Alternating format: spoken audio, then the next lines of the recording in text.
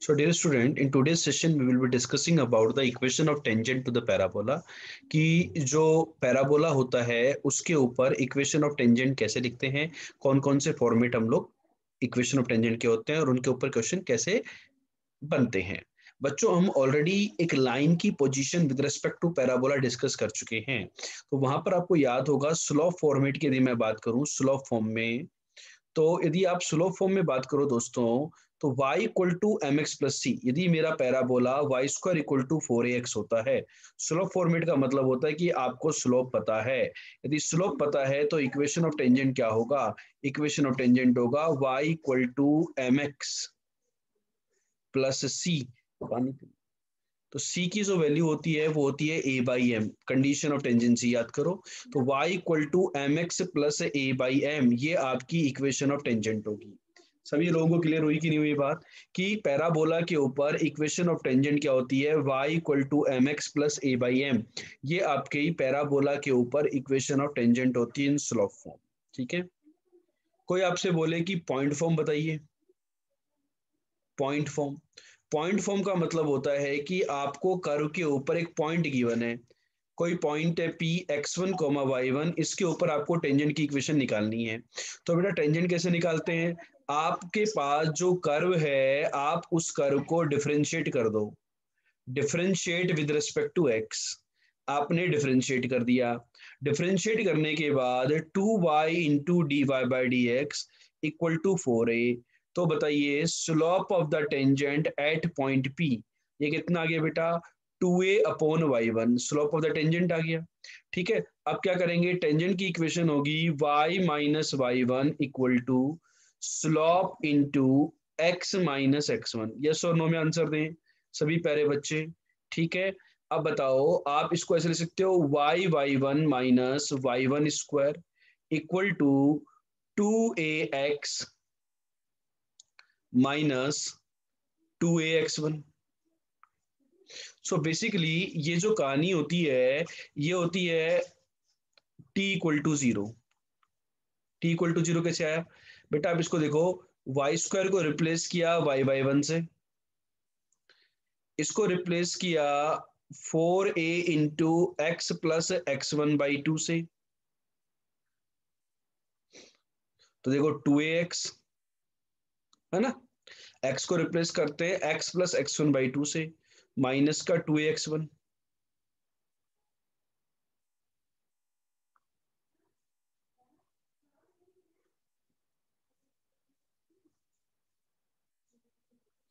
ठीक है, अब y1 इक्वल टू जीरो, यही तो बन रहा है। कुछ लोग कहेंगे सर ये कैसे बना, बेटा y1 स्क्वायर की वैल्यू 4ax1 लिख दो, y1 स्क्वायर की वैल्यू 4ax1 लिख दो, है ना, तो ये बन गया।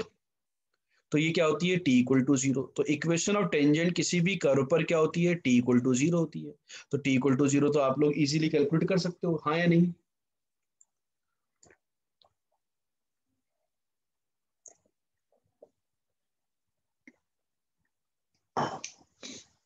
हुई ये बात क्लियर। तो ये मेरी टेंजेंट की इक्वेशन आ गई, आगे की नहीं आ गई। तो कौन सा फॉर्मेट हो गया, पॉइंट फॉर्म हो गया। तीसरा फॉर्म होता है पैरामेट्रिक फॉर्म, लिखो।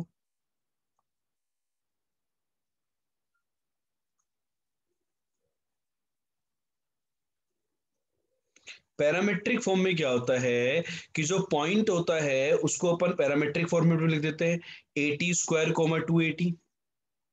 यदि आप पॉइंट को इस फॉर्मेट में लिख दोगे तो आपकी जो इक्वेशन आ रही थी भाई t इक्वल टू जीरो आई थी, आपकी इक्वेशन ये आई थी।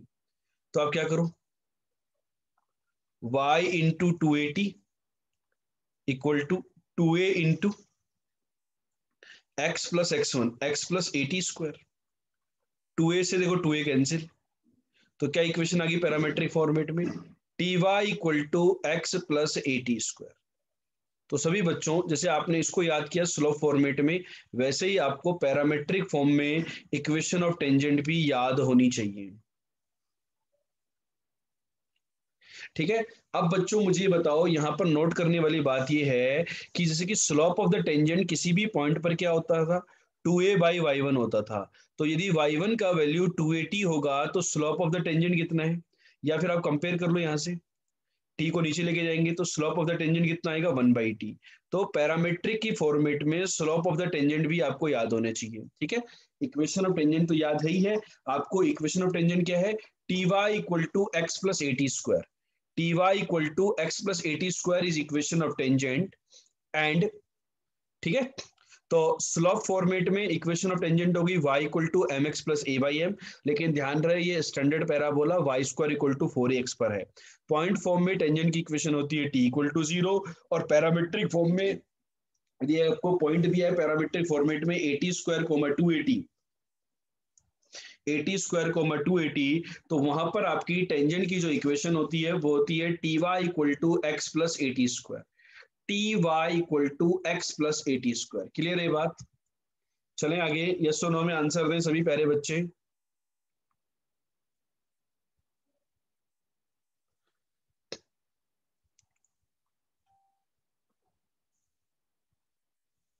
ठीक है,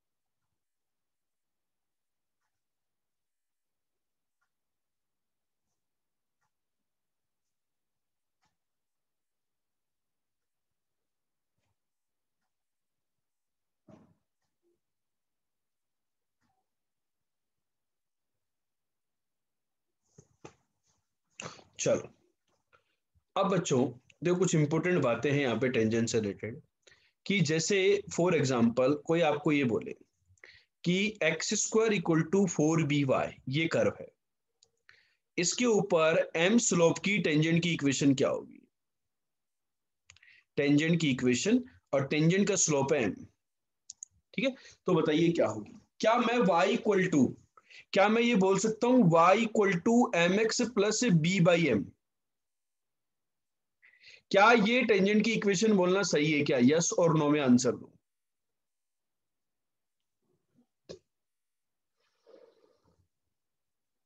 क्या y equal to m, m तो चलो ठीक है, m इज द स्लोप, ठीक है। क्या c का वैल्यू b बाई एम होगा क्या यहां पर? क्या यहां पर भी c का वैल्यू b बाई एम के इक्वल होगा क्या टेंजेंट की इक्वेशन के लिए? क्या मैं c का वैल्यू b बाई एम बोल सकता हूं क्या? टेल मी यस और नो। नहीं बोल सकते ना, क्यों नहीं बोल सकते? क्योंकि वो जो हमने कंडीशन जो डिराइव करी थी c equal to a by m या b बाई एम, वो हमने स्टैंडर्ड के लिए करी थी। तो मैं क्या करूं, देखो एक तरीका तो ये है, मेथड वन, थोड़ा डिटेल में समझते हैं ना इसको, बहुत इंपॉर्टेंट कॉन्सेप्ट है कि लेट्स से m स्लोप की टेंजेंट की इक्वेशन ये है। अब ये इक्वेशन इसको सेटिस्फाई कर दो भाई, x square equal to 4b into m x plus c. तो यहां से जो क्वाड्रेटिक बनी उसका डी जीरो कर दो, b square 16 times b square into m square minus 4ac, c is minus का 4bmc इक्वल टू 0, ठीक है। तो 16 भी गया, बी भी गया, एम भी गया, एक तो बी बचा, एक एम बचा, माइनस बी एम आ रहा है, देखो सी का वैल्यू चेक करो, सी का वैल्यू माइनस बी एम के इक्वल आया कि नहीं आया?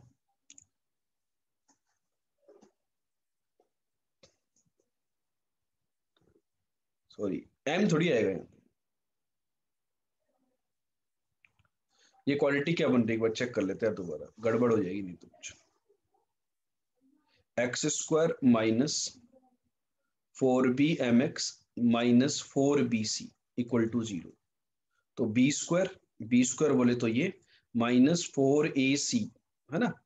तो 16bc, 16bc से bc कैंसिल हो गया, 16 से 16 कैंसिल हो गया, b से b कैंसिल हो गया, minus of bm square equal to c है ना। तो m square equal to minus का c बाई बी, तो यहां से m आया, यहाँ सॉरी c आया, c की वैल्यू आ गई माइनस का bm स्क्वायर। तो आपकी जो टेंजेंट की इक्वेशन आई वो आई y equal to M x minus bm square, ठीक है। अब कुछ लोग कहते हैं मुझसे कि सर आप दूसरा मेथड बताओ, जो स्टैंडर्ड मेथड है क्या हम उसको यूज में ले सकते हैं? हाँ ले सकते हैं। मान लो y इक्वल टू, है ना बेटा, देखो y equal to M x plus c होता था, a by m. y equal to M x plus c होता था। अब क्या हो गया इस इक्वेशन में, y की जगह आ गया है x, x की जगह आ गया y।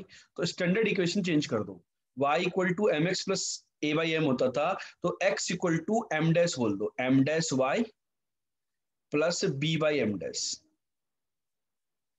चमका कि नहीं चमका? y की जगह x और x की जगह y और a की जगह b आ गया, ठीक है। अभी स्लोप की बात नहीं हुई। तो अब इस फॉर्मेट में आप देखो इक्वेशन क्या है, ये फॉर्मेट ये है, y equal to 1/m dash into x minus ये टर्म उधर जाएगा b बाई एम डैश का स्क्वायर, ये बन गई।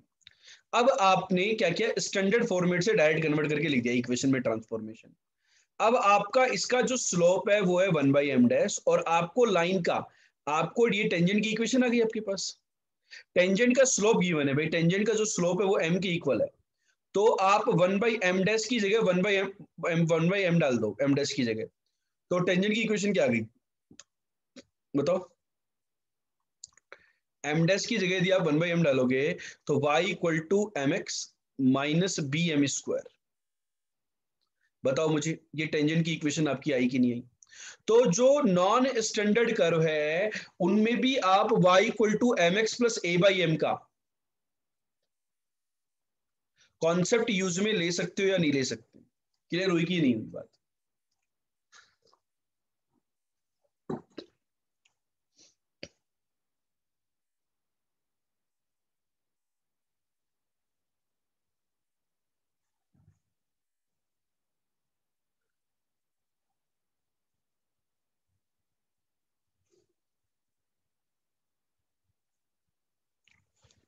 Clear?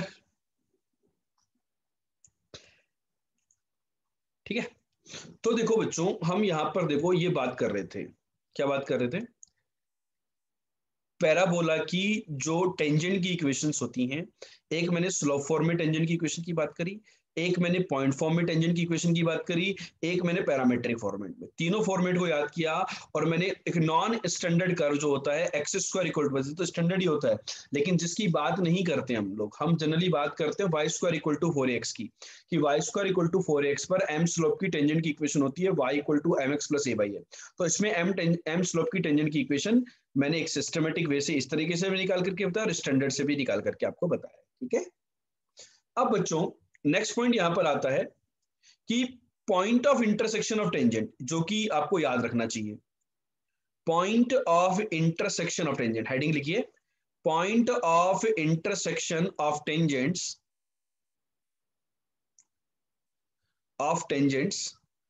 Eight P T one and Q T two of parabola, ठीक है, Y square equal to 4x। ये अपना जो मेजर पैराबोला होता है, इसके ऊपर यदि T1 और T2 के ऊपर यदि मैं पॉइंट ऑफ इंटरसेक्शन की बात करूं कि T1 और T2 पर यदि मैंने क्या कर दिया, टेंजेंट ड्रॉ कर दी, तो उनका जो पॉइंट ऑफ इंटरसेक्शन होता है उसके कोऑर्डिनेट बच्चों आपको याद होने चाहिए। देखो बेटा, कहना क्या चाह रहे हैं हम लोग, हम केवल सिंपल सी बात करना चाह रहे हैं कि ये मेरा एक पैराबोला है Y square equal to 4x, इसके किसी पॉइंट पर मैंने ये टेंजेंट ड्रॉ करी, किसी पॉइंट पी टी वन पर मैंने टेंजेंट ड्रॉ करी, और किसी पॉइंट क्यू टी टू पर भी मैंने एक टेंजेंट ड्रॉ करी। पी टी वन और क्यू टू टी का मतलब समझते हो ना, पैरामेट्रिक कोऑर्डिनेट से। और यहां पर मेरे पास ये आर के कोऑर्डिनेट आएंगे, let's say point of intersection is R, ठीक है। तो बच्चों ये पॉइंट ऑफ इंटरसेक्शन कैसे निकालें? निकालिए, tangent at P T one लिख सकते हो, नहीं लिख सकते पैरामेट्रिक फॉर्मेट में? वो क्या हो जाएगी, T one y equal to x plus A T one square.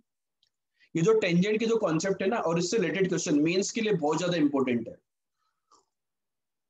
यदि आपने टेंजेंट पढ़ लिया अच्छे से पैराबोला का, तो मेंस पे हाई चांसेस है कि आप क्वेश्चन कर लोगे इसका। Tangent at Q T two, चलो बताओ मेरे को, tangent at Q T two, Q जो टी टू पॉइंट है उसके ऊपर टेंजेंट की equation, T two y equal to x plus A T two square. T1y equal to x plus A T one square और T2y equal to x plus A T two square. अब इन दोनों को solve करना है, दो relation आगे, point of intersection के लिए दोनों इक्वेशन को सोल्व कर ले। वन इक्वेशन में से सेकेंड इक्वेशन को आप माइनस कर दो, तो what you will get, T1 minus T2 into y equal to A times T1 square minus T2 square. तो y कोऑर्डिनेट कितना आ गया, a times T1 plus T2। इसकी वैल्यू आप यहां रख दो, तो a times T1 plus T2 रखोगे तो a T1 स्क्वायर कैंसिल हो जाएगा, x कोऑर्डिनेट आएगा a T1 T2, है ना, आप लिख करके देख लो। तो आपका जो पॉइंट ऑफ इंटरसेक्शन आया उसके कोऑर्डिनेट आ गए बच्चों a T1 T2 comma a T1 plus T2। ये point of intersection of tangents आपको प्यारे बच्चों मस्ट रिमेंबर है, ये याद रहना ही रहना चाहिए, ठीक है, नोट कर लीजिए।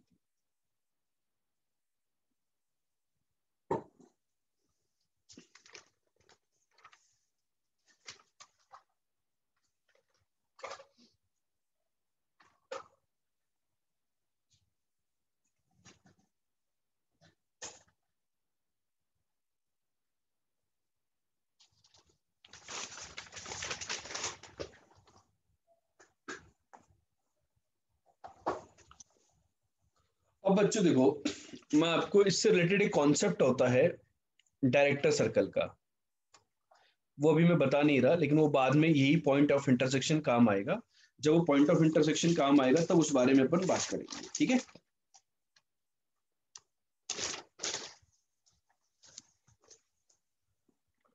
चले आगे।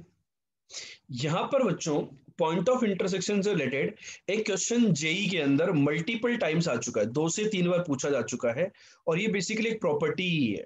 मतलब वैसे मैं एज ए एग्जाम्पल करवा रहा हूं आपको, लेकिन ये प्रॉपर्टी है, इसको याद रखना है, इस प्रॉपर्टी को या एग्जाम्पल को याद रखना है।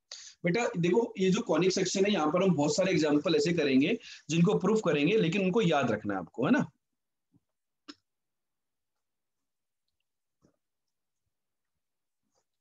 तो लिखो बेटा, ABC are 3 points, ABC are 3 points on a parabola, लिखते जाओ साथ साथ, ABC are 3 points on a parabola through which tangents are drawn,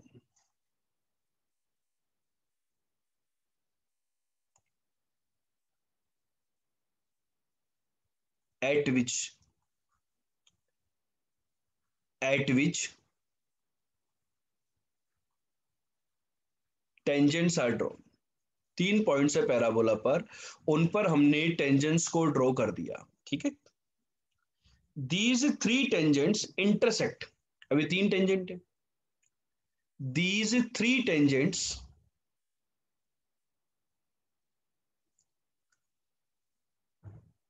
intersect each other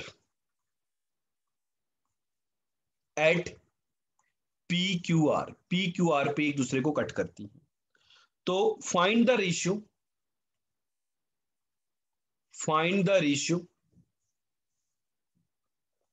of the area of the triangle of the area of the triangle ABC to triangle P Q R. Triangle ABC का area और triangle P Q R के area का ratio बताइए, ठीक है। ये जो ratio आता है उस रेशियो को याद रखना है, और इस रेशियो के ऊपर जेई एडवांस के अंदर 2 बार डायरेक्ट क्वेश्चन आ गया है। डिराइव करने में जो समय लगेगा, वो यदि आप एग्जाम में डिराइव करने लगोगे तो समय लग जाएगा आपको, और याद रहेगा तो आपने डायरेक्टली टिक करके आ जाना है।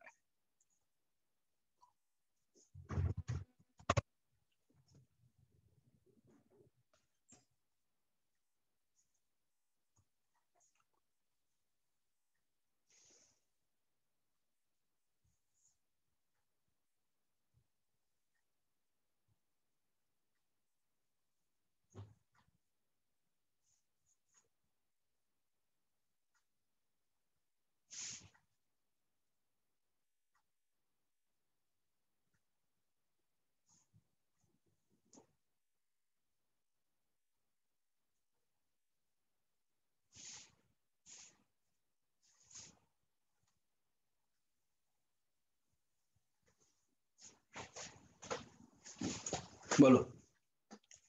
तो देखो कहानी कुछ इस प्रकार की होगी। 3 पॉइंट मतलब क्या हुआ, जैसे कि एक ये पॉइंट हो गया, लेट से एक ये पॉइंट हो गया, और एक यहाँ हो गया, ये ये बी और ये सी। ए को मान लेते हैं T1, बी को मान लेते हैं T2 और सी को मान लेते हैं T3। तो ए पर टेंजेंट ड्रॉ करी और बी पर, माना ए और बी पे टेंजेंट पी पे कट करती है, बी और सी वाली टेंजेंट क्यू पे कट करती है लेट से, और ए और सी वाली टेंजेंट लेट से आर पे कट करती है। तो ट्राइंगल पी क्यू आर बनेगा, और एक ट्राइंगल ए बी सी भी बनेगा, इंटरनली बनेगा कि नहीं बनेगा। तो इनके एरियाज का रेशियो बताना है कि भाई इनके एरियाज का जो रेशियो होता है उसकी वैल्यू क्या होगी, ये हमें डिस्कस करना है इस क्वेश्चन के। तो बच्चों मुझे बताओ डेल्टा एबीसी क्या होता है। तीनों पॉइंट्स के मुझे डिटरमिनेंट फॉर्म स्ट्रेट लाइन में याद करो। 1/2 ए T one square x1 y1 1 x2 y2 1 x3 y3 1। ये आपका एरिया ऑफ ट्राइंगल का फॉर्मूला होता है, ठीक है। अब बहुत सारे बच्चों को डिटरमिनेंट की प्रॉपर्टी नहीं पता होती, जिनको डिटरमिनेंट की प्रॉपर्टी पता होती है वो इसको इजीली कैलकुलेट कर लेता है। मैं आपको बता दूं, यदि किसी को नहीं भी पता है तो आप डिटरमिनेंट के अंदर किसी भी कॉलम से कॉमन निकाल सकते हो। लेट्स से पहले कॉलम से आपने ए बाहर निकाल लिया और दूसरे कॉलम से 2a बाहर निकाल लिया, वो बाहर आ जाते हैं। तो ए और 2a स्क्वायर आए तो a स्क्वायर बाहर आ गया, ठीक है। ये आया आपका T1 square, T2 square, T3 square, T1 T2 T3 1 1 1।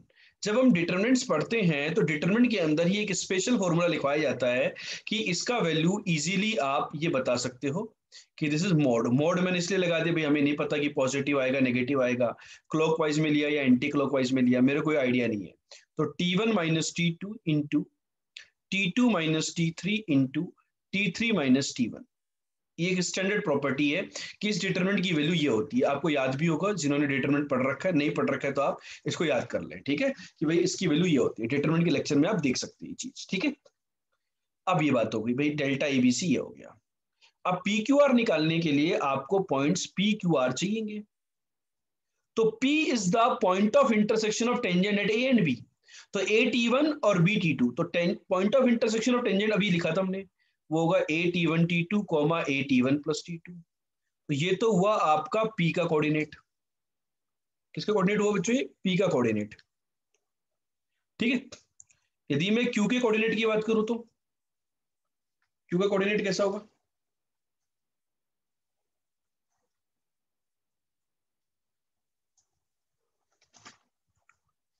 Q का कोऑर्डिनेट क्या होगा, ए Q इज T2 और T3 का, ए T2 T3 कॉमा ए T2 प्लस T3। R के कोऑर्डिनेट ए T1 T3 कॉमा ए T3 प्लस T1। बच्चों इस बात से एग्री करते हो कि नहीं करते, आप मुझे बताइए कमेंट करके कि आप इस बात से एग्री करते या नहीं करते जो मैंने अभी लिखा, कि P के कोऑर्डिनेट क्या होंगे, Q के कोऑर्डिनेट क्या होंगे और R के कोऑर्डिनेट क्या होंगे।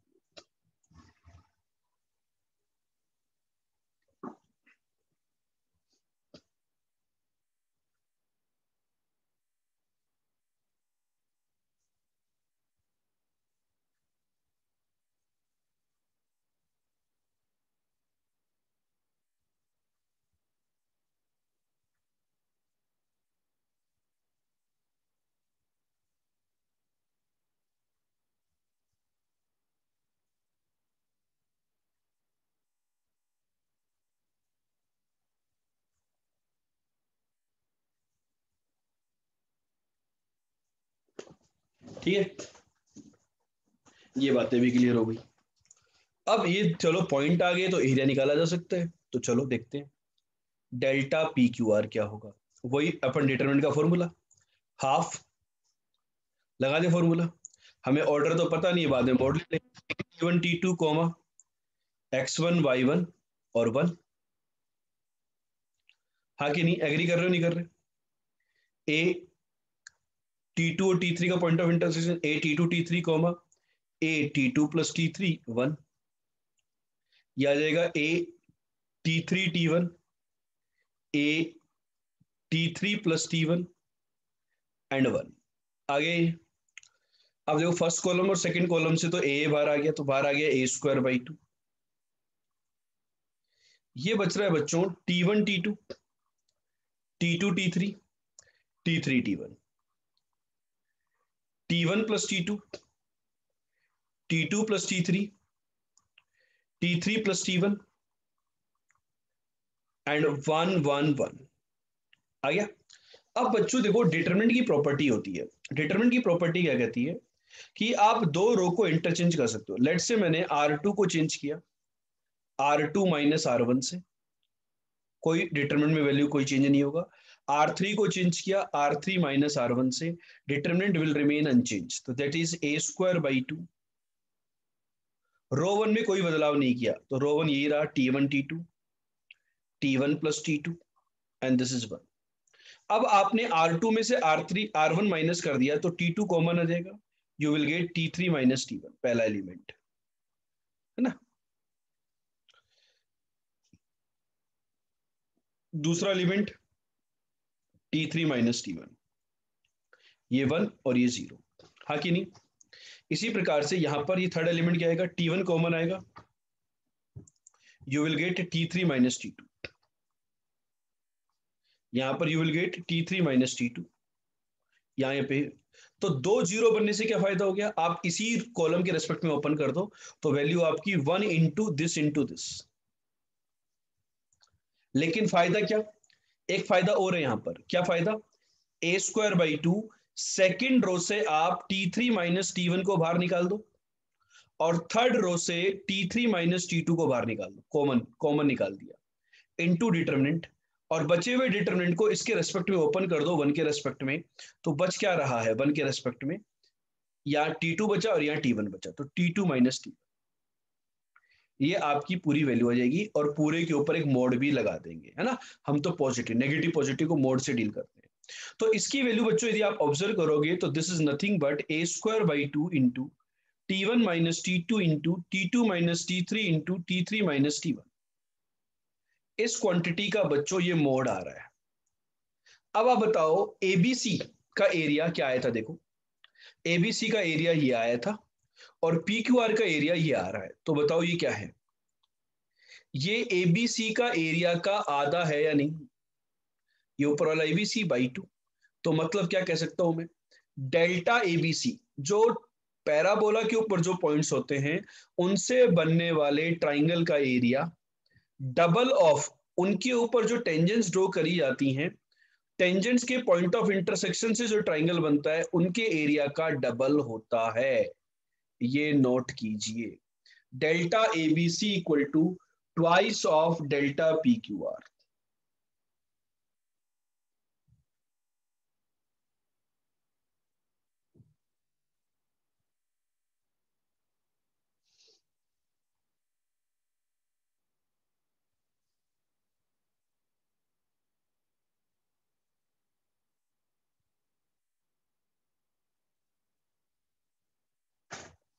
चमका? जेई एडवांस में बच्चों सेम क्वेश्चन आ चुका है, मेंस में भी आ चुका है कि भाई ये जो ऐसा ट्राइंगल होते हैं तो इनका रेशियो निकालिए, या इनका कितने टाइम्स होता है, लेमडा टाइम्स इसके एरिया के इक्वल होता है, तो लेमडा की वैल्यू बताओ, तो दैट इज 2। याद रखेंगे तो क्वेश्चन जल्दी हो जाएगा, नहीं तो टाइम ज्यादा लग सकता है, ठीक है।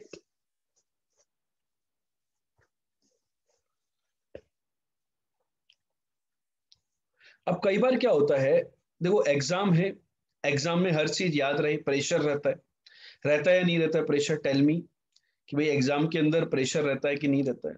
अब प्रेशर में कई चीज भूल भी जाते हैं, तो प्रेशर में कोई चीज भूल जाते हैं तो उसका एक इलाज है मेरे पास, बताओ इलाज। हर समस्या का एक समाधान होता है ना, जैसे कोरोना एक बीमारी है, उसका भी एक समाधान आ गया, वैक्सीन आ गई है, तो अब सब ठीक हो जाएगा, है ना। तो मूवमेंट हो जाएगा start, offline coaching industry start हो गई जैसे कि, है ना। तो ऑनलाइन भी चलेगा, ऑफलाइन भी चलेगा, हाइब्रिड मॉडल चलेगा। ठीक है, तो कोई बोलेगा कि सर इसका कोई तोड़ बताओ, कोई तरीका बताओ। लो तरीका बता देता हूँ। आप है ना एक पॉइंट को तो यही मान लो, यहीं पर टेंजेंट खींचती वर्टेक्स भी, और दो पॉइंट मान लो आप and points of latus rectum. एक मान लो आप ए कोमा टू ए, और एक मान लो ए कोमा माइनस टू ए। तो इनके ऊपर टेंजेंट की इक्वेशन तो निकाल ही सकते हो ना आप आसानी से। भाई इनके ऊपर यदि टेंजेंट की इक्वेशन निकालोगे आप,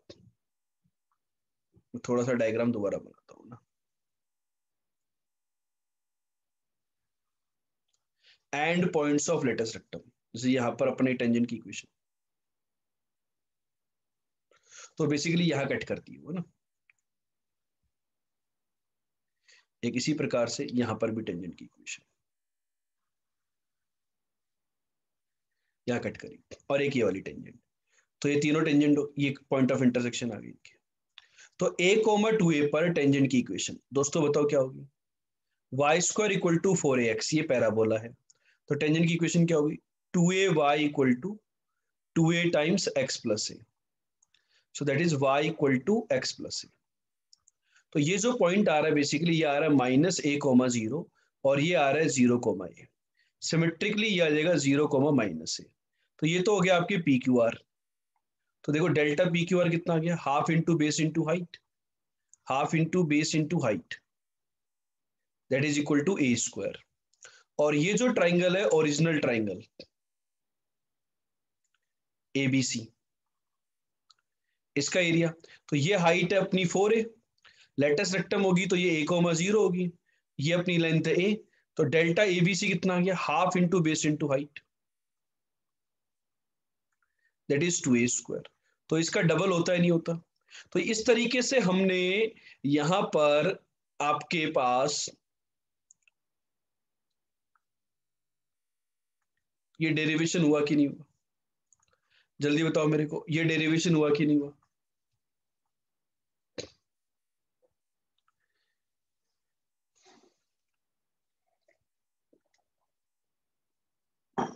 कि डेल्टा एबीसी उस डेल्टा का डबल होगा, उस एरिया का डबल होगा।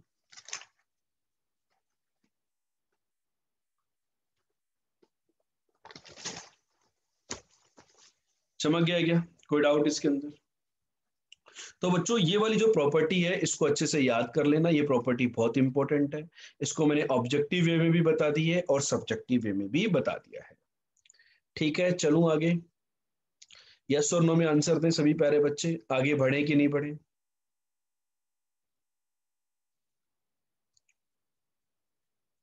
चलो अब कुछ क्वेश्चंस करते हैं और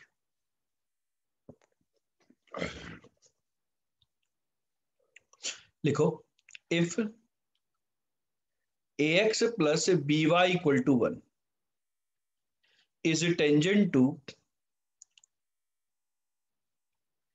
is tangent to x square equal to 4y, find relation between a and b,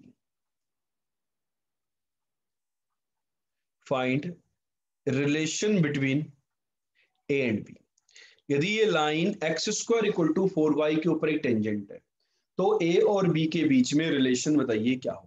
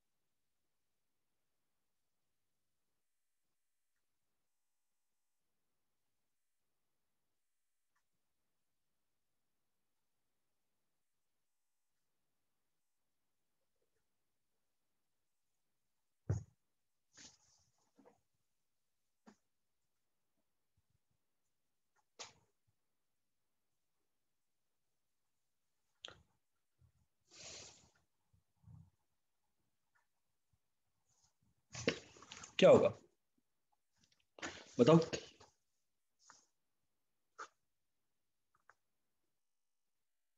ये टेंजेंट की इक्वेशन है।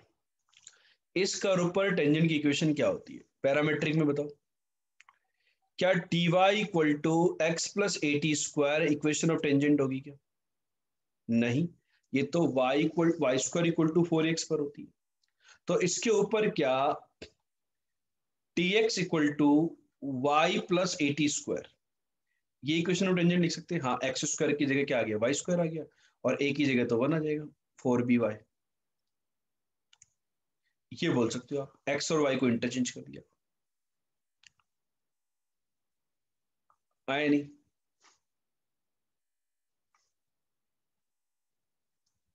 अब इस इक्वेशन को और इस इक्वेशन को कंपेयर कर दो। ये इक्वेशन है t x minus y equal to t square. Compare कर दो, a by t equal to b by -1 equal to 1/t²। तो बी का वैल्यू आ गया -1/t² और ए का वैल्यू आ गया 1/t। 1/t की वैल्यू यहाँ डाल दो, तो b बराबर माइनस का a²। तो a और b में रिलेशन आ गया a² plus b equal to 0। ये आपका आंसर है। या क्या करते आप, एक मेथड तो ये हो गया।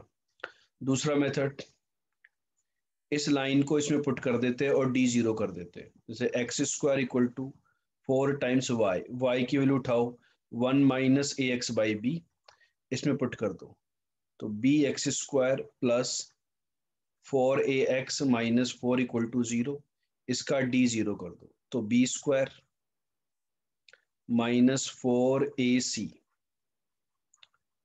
ये आपके पास रिलेशन आ गया। a² plus b equal to 0। ज्यादा दिमाग नहीं लगाना होता। टेंजेंट की केस में लाइन को कर्व के साथ सोल्व करो, आंसर आ जाएगा। ठीक है, उसका डिस्क्रिमिनेंट 0 करो। आप y equal to M x plus A by M मान करके भी जा सकते थे, है ना, किसी भी प्रकार से आप जा सकते थे। क्लियर हुआ कि नहीं हुआ? चमका कि नहीं चमका क्वेश्चन? यस और नो में आंसर दो भाई, कहाँ सो गए आज सभी लोग? आंसर देते रहिए ताकि माहौल बना रहे। भाई बातें दिमाग के अंदर जा रही है नहीं जा रही है, ये पता तो चलता रहना चाहिए ना।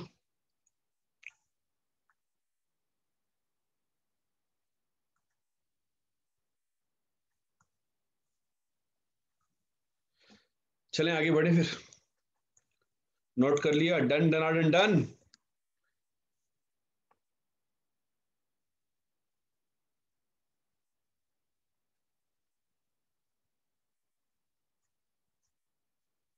चलो अगले क्वेश्चन की तरफ बढ़ते हैं।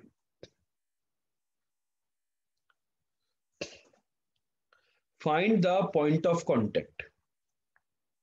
Find the point of contact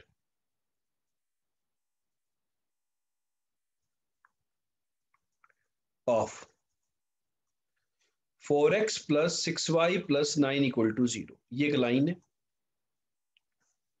2y² equal to 4x, 2y² equal to 4x, मतलब ये लाइन इस कर्व के ऊपर यदि टेंजेंट है तो उसका पॉइंट ऑफ कांटेक्ट बताइए। समझिए?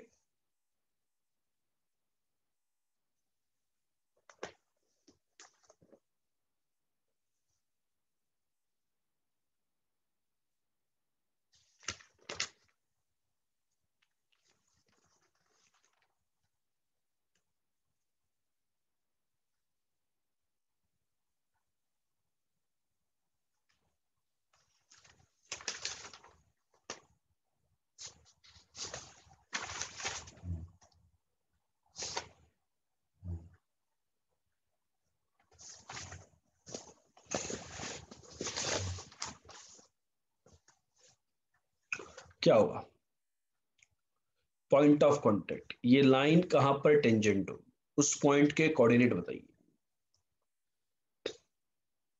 तो इस लाइन के ऊपर, तो इस कर्व के ऊपर किसी भी पॉइंट AT² 280 पर टेंजेंट की equation ty equal to x plus AT², ये होती है। इसको इससे साथ कंपेयर कर दो, t की वैल्यू आ जाएगी 4/1 equal to 6/-t equal to t² by 9। यहां से t की वैल्यू आई -3/2 और यहां से टी स्क्वायर इक्वल टू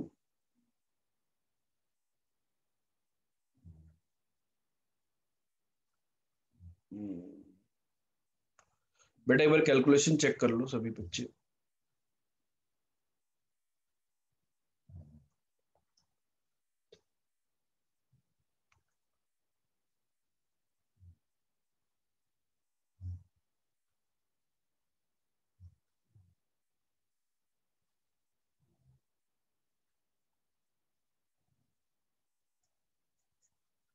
ये 9/t² होगा। ठीक है, तो t की वैल्यू आ गई -3/2। तो जो पॉइंट था a t², तो हो गया 9/4 कोमा -3। ये आपका पॉइंट ऑफ कॉन्टेक्ट आ गया। ठीक है, दूसरा मेथड जनरली लोग पॉइंट ऑफ कांटेक्ट मतलब x1 कोमा y1, तो बोलते हैं कि पॉइंट ऑफ कांटेक्ट यदि मेरा x1 कोमा y1 है तो उसके ऊपर तो टेंजेंट की इक्वेशन t इक्वल टू 0 होती है। तो मैं y1 equal to 4 times x plus x1/2 इस प्रकार से टेंजेंट की इक्वेशन लिखूंगा। तो ये मेरी इक्वेशन बनेगी 2x minus y1y plus 2x1 equal to 0। इस इक्वेशन को और इस इक्वेशन को मैं कंपेयर कर दूंगा, कर देता हूं कंपेयर। तो बच्चों कंपेयर करने पे क्या आएगा, 4/2 equal to 6/-y1 equal to 9/2x1। ठीक है, इन दोनों को सोल्व करने पे बच्चों y1 आ गया। तो y1 की वैल्यू कितनी आ रही है, -3 आ रही है। और आप फर्स्ट और थर्ड को सोल्व कर लो, तो यहाँ से आपके पास x1 आ जाएगा, x1 इज 9/4। तो पॉइंट ऑफ कॉन्टेक्ट आ गया 9/4 कोमा -3। आया कि नहीं आया बच्चों। तो कहीं पर भी आपको यदि टेंजेंट की इक्वेशन गिवन है और आप वहां से आपको ये चाहिए, तो आप ये कैलकुलेशन कर सकते हो कि नहीं कर सकते।